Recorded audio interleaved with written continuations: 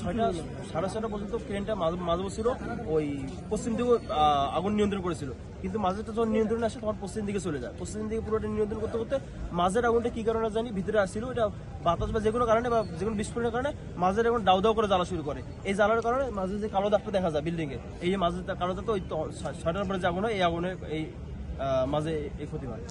আমরা তো জানি যে 5ই আগস্ট ছাত্র জনতার অভ্যুত্থানের মাধ্যমে যে স্বৈরাচার সরকার পতন হয়েছে, তারা পতনের পরে তাদের ন্যূনতম কোনো আফসোস নাই, তাদের কোনো কষ্ট নাই। তারা মেট্রো রেল ধ্বংসের জন্য তারা মেট্রো রেল আগুন দিয়েছে, এই ক্ষতির জন্য তারা কান্না করেছে। পতিত ফ্যাসিস্ট আওয়ামী লীগ সরকার হাসিনা শেখ হাসিনা এই মেট্রো রেলের জন্য কান্না করেছে, কিন্তু ছাত্রদেরকে আবু সাইদকে গুলি করা হয়েছে, মুখ থেকে গুলি করা শহীদ করা হয়েছে।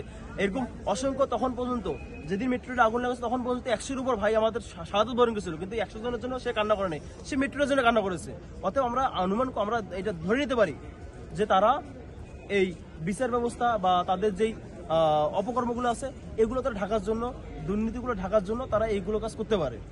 এখানে একটা গুরুত্বপূর্ণ প্রশ্ন যে স্বৈরাচার সরকার 8 সালে যখন নির্বাচনের মাধ্যমে আসলো ক্ষমতায়, আসার পরে সে প্রথম যে কূট কৌশলটা তার, সে দেশপ্রেমিক যেই সেনা কর্মকর্তা ছিল এদের দ্বারা বিডিআরকে হত্যা করেছে, আর এর দায়ে সেনা কর্মকর্তাগুলোদেরকে আবার কি করেছে, চাকরিচ্যুত করা হয়েছে। এর দ্বারা কি হয়েছে, সেনাবাহিনী ক্ষতিগ্রস্ত, আমাদের বিডিআর ক্ষতিগ্রস্ত হয়েছে। আর বিডিআর ক্ষতিগ্রস্ত হওয়ার কারণে ভারত আমাদের উপর দাদাগিরি করতে পেরেছে, আমাদের ভাইদেরকে ক্রসফায়ার করেছে, তারা হচ্ছে মানে বর্ডারে হত্যা করেছে, তারা সাহস পেয়েছে, আমাদের জেলেদেরকে তারা ধরে নিয়ে গেছে, তারা বিভিন্ন রকম অপকর্ম করা, বাংলাদেশের উপর দাদাগিরি করা তারা সাহস পেয়েছে।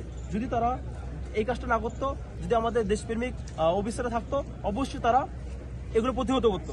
আর এটাই বেশি হচ্ছে 13 সালে শাপলা চত্বরের ঘটনা।